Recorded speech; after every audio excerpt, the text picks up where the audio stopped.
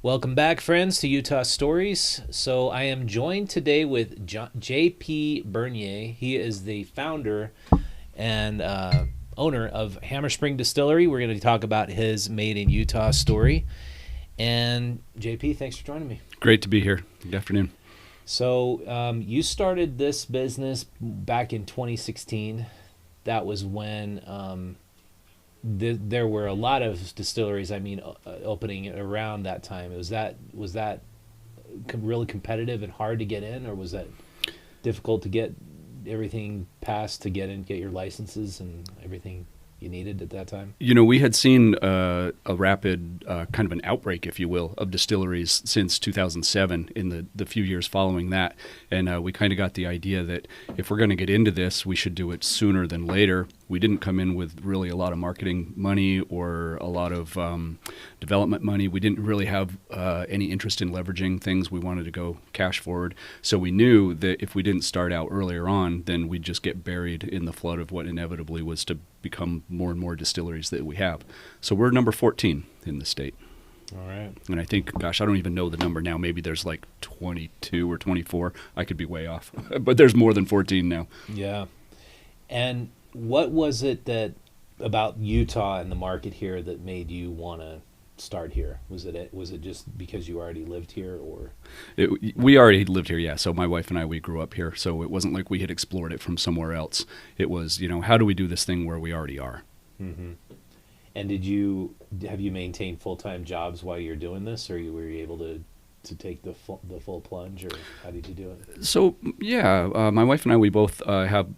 She has a full-time gig on the side. She's a MBA CPA. She's a very brilliant, bright woman. And she made me the deal when we started. She says, "You've got 5 years to make this work, and I'll pay the bills. And if it doesn't, you can't just abandon me with this."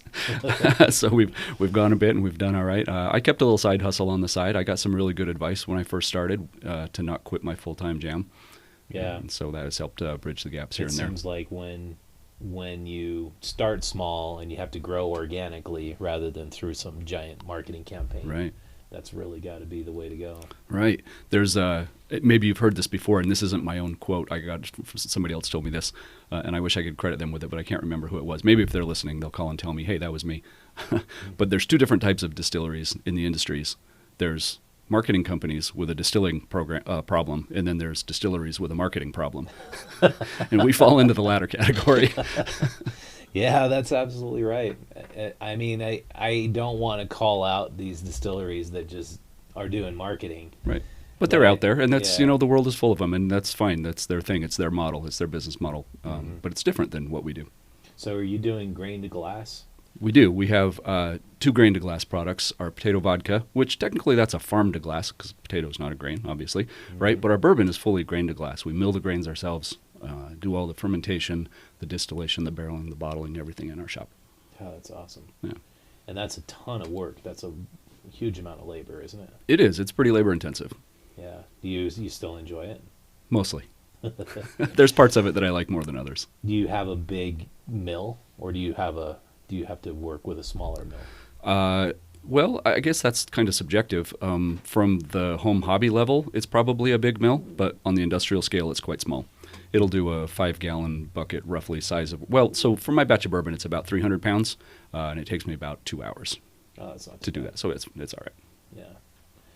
Yeah, I saw a brand new startup distillery that he decided to go with a massive, huge mill, and I was thinking, God, you didn't have something like pretty big. You're spending a ton of your time milling, Mm-hmm. and then you're what kind of bothers me is like the FDA is so specific about packaging of food products. But then when you get to the liquor stores, you don't see any specificity on what's grain to glass, what's produced from, the 50-gallon drums of just, I guess it's neutral grain alcohol that you Right. can buy. Right. And you just can't tell, and it's not packaged, and it's not labeled any different. And why is that? I'm certainly not a legal expert, and I don't know a lot about the FDA. Generally, the alcohol production in the United States is not governed by the FDA. It's governed by the Tax and Trade Bureau, or the TTB. Yeah, it's a completely different entity. And they put forth the requirements for our labeling. We get what's called a Certificate of Label Authorization, or a COLA, right? So we have to submit our design, and there's certain things you can say and certain things you can't say. You can't make any claims of medicinal healing. You can't make magical claims, things like this. So if Red Bull had alcohol in it, they'd never be able to say it gives you wings, right? That's like a forbidden thing in the alcohol industry. Mm-hmm. So they have kind of a different approach to their packaging requirements than the FDA. Yeah. And have you struggled getting good placement in the liquor stores in Utah? Oh, for sure. All the local people have that same struggle. Yeah. And we kind of get the same song and dance from the state that, well, your numbers are low. And, the common response is, well, I've only got 2 or 3 shelves. Of course, my numbers are going to be low. Give me more shelves and I'll give you bigger numbers. Mm-hmm. Yeah, we had James from Sugar House Distillery on just saying that the new inventory management system that the DABC is using is the same model that Walmart is using, and all they're trying to examine is bottle turns, as if that's the king. Like that's the greatest virtue they can have in their stores, is just turning bottles. But if under that mindset, it just seems like, why wouldn't you just fill your whole store full of Barton's vodka and Captain Morgan rum and throw out all of the local distilleries? It's true. That sentiment seems to come from both sides of the state's mouth, right? At one point, they indicate that they want to curb excessive alcohol consumption or underage drinking, but at the same time, they still sell that $8 bottle of plastic bottle of Barton's, right? So if that was really a concern, then get rid of that altogether. Yeah, it doesn't make sense at all. Right. If you're banning, like I think it was now probably 10 years ago, they banned Alka-Pops. They said you can't have anything like Bartles and James wine coolers, mm-hmm. or anything that's going to be like a date rape type thing. And then we moved 10 years into the future, and they are prioritizing bottle turns of plastic vodka. Right. And it's like, if you've ever been to like a frat party or anything like that, that's going to be the what makes the jungle juice. They're not getting lit on $45 bottles of bourbon. No. Yeah, and it's like, I was raised Mormon, and I think one of the things that you first encounter when you get out of the Mormon circle is that, yeah, people like to party and get drunk, but if you learn more about liquor and you educate yourself, you begin to find out, if you go with a higher quality liquor and a higher quality product, you're less likely to get hangovers because you're less likely to be drinking the heads or the tails of that distilled product. And so in your process, can you explain what that means, like the heads and the tails of distilling? Sure. So when you ferment grain, there's trace amounts of toxins that are made during that fermentation process. And you can kind of go down into the weeds with it, and a lot of it depends on what the temperature of your fermentation is. If it's too hot or too cold, it can have an effect on this thing. Ultimately, what you end up with is a little bit of methanol, which is very toxic to human beings.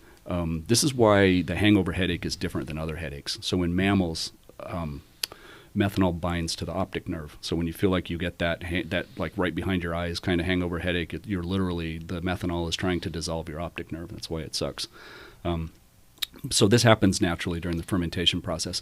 And if you have problems with temperature, you're also at risk for something called 2-propanol, which is otherwise known as isopropyl, which is a hydrolyzed version of acetone. So all of these like terrible things can come during the fermentation process if you don't do it really carefully. Fortunately, in the distilling world, methanol has a lower boiling point than ethanol, which is the food-grade alcohol that we can safely consume. So when you make batch spirits or craft spirits in small batches, what you're doing is you're starting your process cold. And as your boiler starts to heat up, these higher volatile toxins are going to boil off first. So the first bits of alcohol that come off the still, these are your heads or your feints. And we have a diversion valve on the collection parrot thing. And so we can change that valve after the heads have flown to divert it into the other container where we catch the hearts, which is the good stuff. That's cool.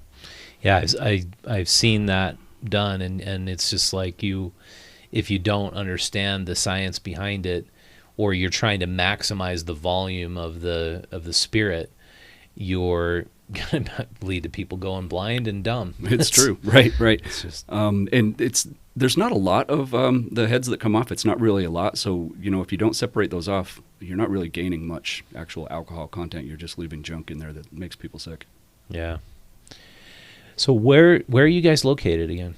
We are at 3697 West, 1987 South, and that is just on the north side of the 201 freeway. So just kind of in between the 3200 West and the Bangor Highway exit off the 201. Cool. And do you do tours there? Absolutely, Wednesday through Saturday in the afternoons. Nice. Yeah, well, let's give it a try. I have not tried this barrel finished gin, and I promised Troy we'll pour him some too. I did. All right, well, you're in for a treat. Are you familiar with our gin that's not barrel finished? I am. So yep. To differentiate, we just kind of refer to that as our silver gin. Yeah. So this is a softer, little bit more complex version of that. It's the same recipe. I like to point out that we use the exact same botanicals. The only difference with this is we put it in a used whiskey barrel for 8 months. And the interaction with the oak and the charring on the inside of the barrel and the little bit of the whiskey that was in there previously has quite a profound impact on the taste of the gin compared to the silver gin. Cheers. Cheers.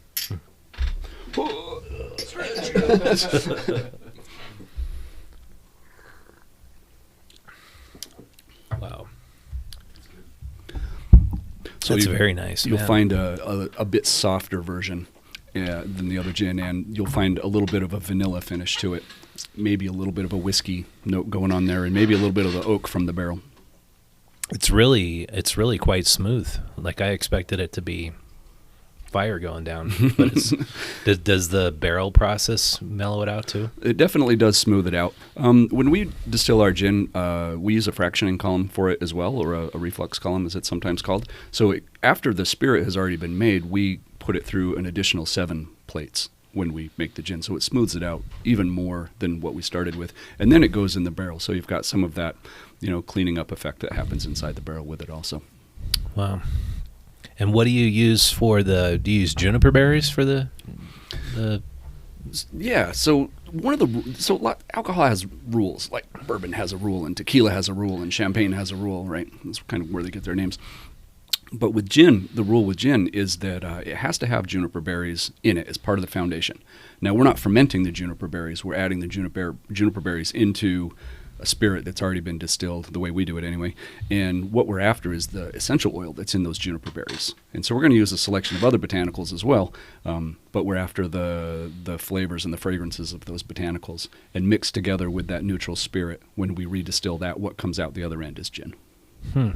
So by neutral spirit, is it basically just a rum, or is it a vodka? Or it can be it can be made from any particular grain. So if you want to make it from sugar or corn or wheat, that part doesn't really matter. Cool. Well, it's a great product. Yeah, I just can't tell people how much better you feel and how much better you support the local economy and local jobs when you buy local liquor. I mean, it's I guess cheaper, easier to find these big giant corporate liquors, but we started drinking only local liquor about 5 years ago, and the selection in Utah and the quality of the product, especially as you get a little bit older and you're more sensitive to hangovers. Sure.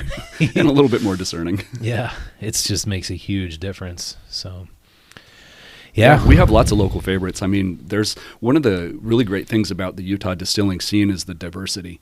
It's kind of like, well, whatever you want, somebody's making it, right? If you want absinthe, go to Holy Stone. If you want cherry liqueur, go to New World. If you want, really great bourbon, come see us or James at Sugar House. If you want cinnamon whiskey, go to Ogden Zone. If you want, on and on and on, right? You get Beehive does a really great floral gin, where ours is more of a savory gin. So there's kind of, something out there for everybody. Yeah, and it's great that you guys all kind of work together. You're not,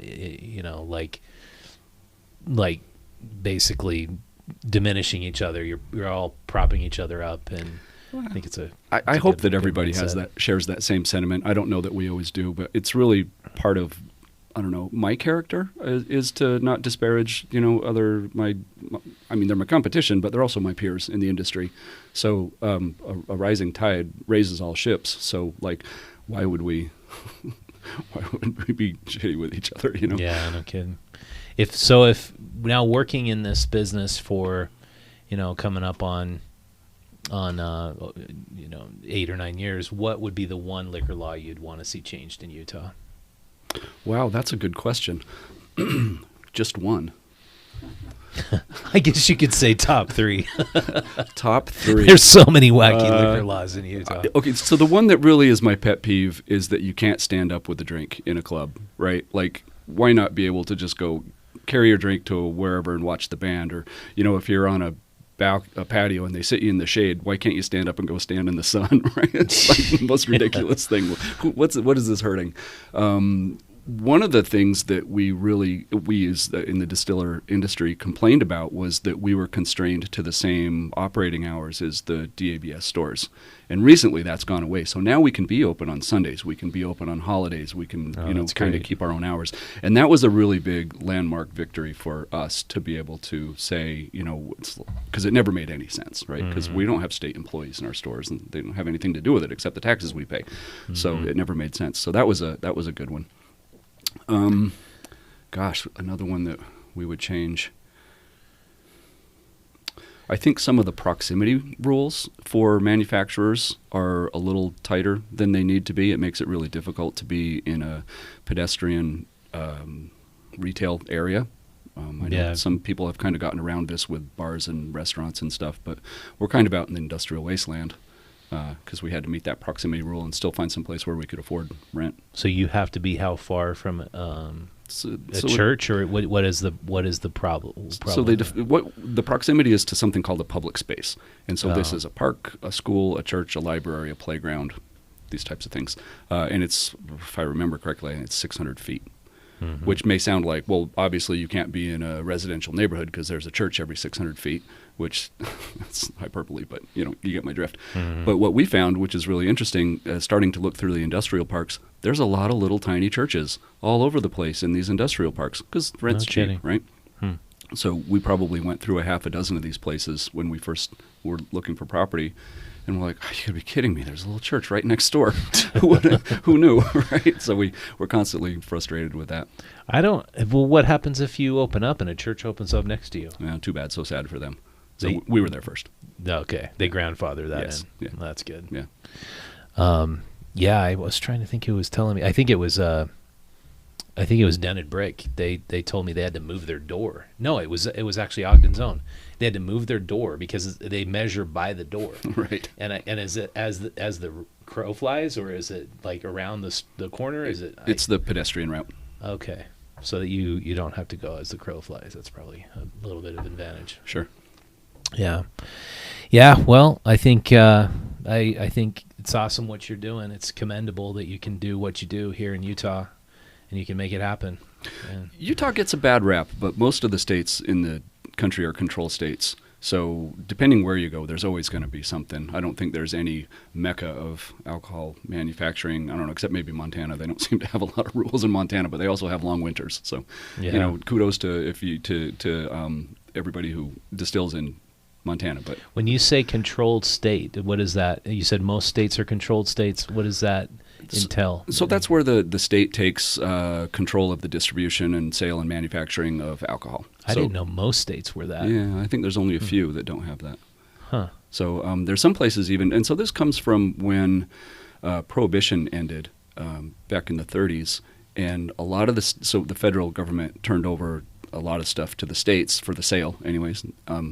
Not so much the whatever, but the sale of it. They're like, here you go, states, make your own rules. And some states, like Texas, for example, they're like, well, we don't want to deal with this, so we're going to turn it to the counties.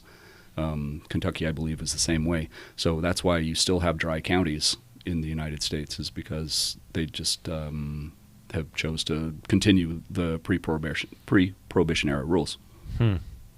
That's interesting. Yeah, and so I guess all of Utah was dry as far as liquor manufacturing was concerned until about 1989 when they allowed brew pubs, right? Microbreweries. And then So far from the manufacturing side, perhaps. I mean, we weren't dry, right? You could still buy beer or alcohol from the state stores. You know, Yeah, they just didn't dry put as far as production, I think. Sure. Yeah, I think 2007 was when High West got their first DSP. Yeah. Yeah. Well, yeah, it's very cool. What is your day job? Or what are your side gigs that you do? Gosh, I've done a handful of things. Since 1994, I've been a design architect, and so I keep a little bit of that on the side. I love doing architectural projects. I have a handful of contractors that just feed me work on the regular, so that's kind of nice to do. I spent maybe 10 years doing a lot of volunteer, but some paid pre-hospital emergency care as a paramedic. Wow, way cool. Yeah, so there was a lot of shared vocabulary with that, with the biology and a little bit of the organic chemistry that translates to distilling. So when I started learning about that process, a lot of it was like, oh, hey, I already know like how to do this, or at least academically, I know what it means. That's cool. That's quite a variety of, it's been a wild ride. Yeah, I think when people are considering like starting their own business, they've had something like a government job, like we've got these friends, and they're about to get out of academia. They tend to think like, oh man, I'm never going to be able to make it. How am I going to, like, they want to start it. They've started this amazing bakery out in Teasdale. And we're just like, you just take the plunge, and as you need to get side jobs, there's always people who want to hire hard workers. You guys are hard workers. Yeah. I don't think you're going to have any trouble. And there's a lot to be said for the entrepreneurial spirit. I'm about 3/4 of the way through a business degree right now as well, doing school on the side on top of everything else. And as I progress through this, I think, gosh, I wish I would have done this before starting my own business. Mm-hmm. And not that it would have changed my mind, but it would have helped me structure things a lot better, and it taught me things about the business world that I didn't really know when I started. And I just think every day I'm like, how did I make it? How did I get around these obstacles and these hurdles without really knowing what they even were? So I don't know. Yeah, the finance end of things, I was completely ignorant on, and then you like hear that title CFO, and that's almost the same level as the CEO. But then once you realize how hard it is to make payroll sometimes, and how important it is to have cash flow and maintain that cash flow, you understand why the finance component is so critical sure. to keep in the business. Previously in my architectural career, I had a design drafting studio, and we had quite a few people. We had an outsourced staff of 30, and then we had an in-house staff of 8 of us. So I, like, my HR and my cash flow and payroll and all those things was like pretty solid on that. But I had never manufactured anything before. The cost of goods sold, what the heck is that, right? Why do I need to know what my, accounts receivable and my accounts payable have to have this certain relationship? And it was always just felt like I was kind of winging it, and flying by the seat of my pants. But so finally feeling a little bit smarter about that. All right, let's just go through your product line. We've tried your gin, but I wanted to, this is one of our favorites, this habanero flavored vodka. Tell me about that one. The habanero vodka. So even before we get to that, let's preface it with the potato vodka, because the habanero vodka is on the potato vodka base. Okay. And so the potato vodka, this is really a unique thing in Utah. So there hasn't been, the best research that we could do, we never found a commercial distillery in Utah before or after Prohibition that sold distilled potato vodka here. Now, that doesn't mean there's no potato vodka being sold in Utah, but that's coming from repackaging or sourcing, which is fine, whatever, but it's not actually made here. But this one is. And I drive to the farm in northern Utah. It's in a little teeny town called Lewiston. And hat tip to Karen Family Farms, who are a potato farmer up there. And I go up there with my truck and I bring the potatoes back, whole fresh potatoes, to my distillery. I peel them, I crush them, I ferment them and distill them and package them all right there. So this is 40%. This is really different. If you're a vodka fan, you might enjoy this more than the strong, astringent, run-of-the-mill mass-produced vodka. So then we take that another step further with the habanero vodka, and we take fresh habanero peppers, and we're going to quarter those up. We put those into the potato vodka before we proof it down, so it goes into that 195 proof or 95% ethyl alcohol potato vodka that we've distilled in our shop. We put the habanero peppers into that, and the alcohol is a great extractor, so it's going to pull out the capsaicin oil, it pulls out a little bit of the color, and it makes this fantastic earthy, delicious, spicy flavoring. that you can put in a Bloody Yes, Mary. I was so surprised because I expected it to taste like vodka with hot sauce. Right, and it doesn't, right? It doesn't at taste all. like that It's at all. completely Yeah, different. we didn't It's- want to make it spicy just for the sake of being spicy. We still wanted it to be delicious, and it really pulls that earthy, sweet habanero pepper flavor into it. But this is, it's not just a farm to glass product. I actually grow these peppers myself, so it's my own garden to glass product that That's so we cool. create. Yeah, so That's great. there's a lot of work and a lot of passion that goes into that.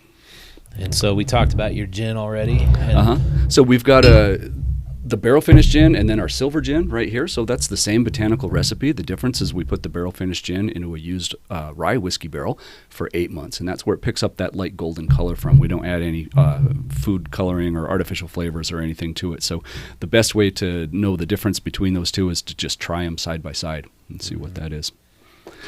And then your bourbon. Bourbon. This is a grain to glass product. So one of the rules for bourbon is it has to be at least 51% corn or more.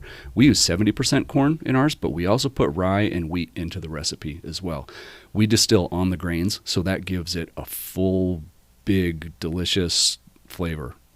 It's 47%, so that's 94 proof. It has a lot of butterscotch notes to it, a little bit of toasted marshmallow in there. It's kind of sweet for a bourbon, but not too sweet. That's why we didn't use all corn. The more corn there is, generally it's a sweeter bourbon. So the rye gives it a little bit of spice, and then the wheat gives it a little bit of earthy groundedness that makes it a really well-balanced, really delicious bourbon. How long do you age it for? At least a year. The longest I've gone is 22 months, but we age them in small barrels, and so we have a little bit of an issue with evaporation if we leave it too long in the small barrel. So we found that 18 months is just about right for us. Yeah, I got to try that too. Now your coffee liqueur. The coffee liqueur. So this is really exciting for us. So this was one of the products that we opened with when we started the distillery. So this is on a vodka base, and it's like typical liqueur. It's sweetened, and it's a little lower in alcohol content. So this is 22%. We do a whole bean cold brew infusion on this, so it's super velvety, almost a little bit chocolatey.